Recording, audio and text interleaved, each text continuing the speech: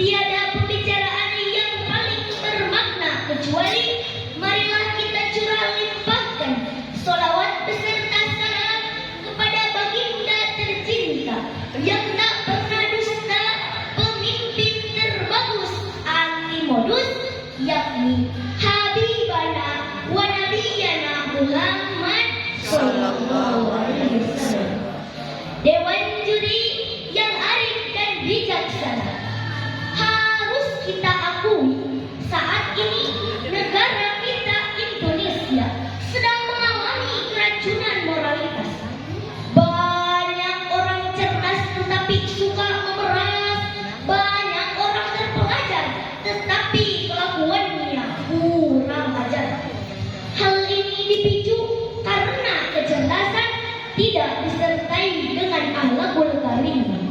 Akhlak manusia milenial sudah semakin jauh dari akhlak yang dicontohkan baginda Rasulullah Sallallahu Alaihi Wasallam. Atas dasar inilah perkenankan saya di sini untuk membawakan sebuah pidato dengan judul Meneladani Akhlak Rasulullah sebagai implementasi rasa cinta terhadapnya. Hadirin ma'asyiral muslimin rahimakumullah. Rasulullah Shallallahu Alaihi Wasallam merupakan sosok yang memiliki akhlak mulia. Saat era jahiliyah pada abad ke-15 silam, di mana ketika itu kehidupan masyarakat sedang mengidap penyakit 5M, yaitu mencuri, minum minuman keras, main judi, mador atau prostitusi, dan madat atau narkoba. Lalu apa yang dilakukan Rasulullah?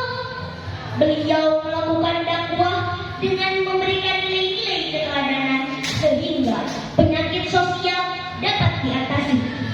Perlahan beliau mampu mengubah kehidupan masyarakat zaman jahiliyah dari ibadah menjadi beradab. Hal ini sejalan dengan sabda beliau yang diriwayatkan oleh Imam Bukhari. Qala Rasulullah Sallallahu Alaihi Wasallam, Innama bu'istu liutammima makarimal akhlaq.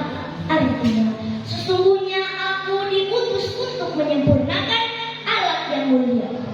Rasulullah Sallallahu Alaihi Wasallam merupakan sosok yang memiliki sifat paling kompleks untuk diteladani, bukan hanya umat Islam, bagi seluruh umat manusia. Mengapa demikian? Karena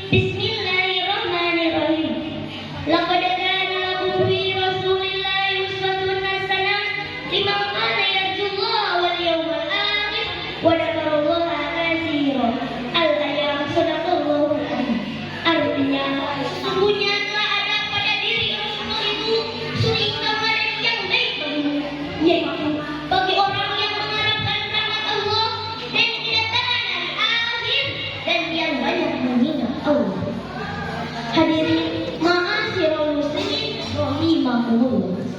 Dari uraian yang telah saya sampaikan dapat kita tarik kesimpulan bahwa Rasulullah Shallallahu Alaihi Wasallam merupakan sosok inspirasi yang patut dijadikan panutan dalam berbagai aspek kehidupan.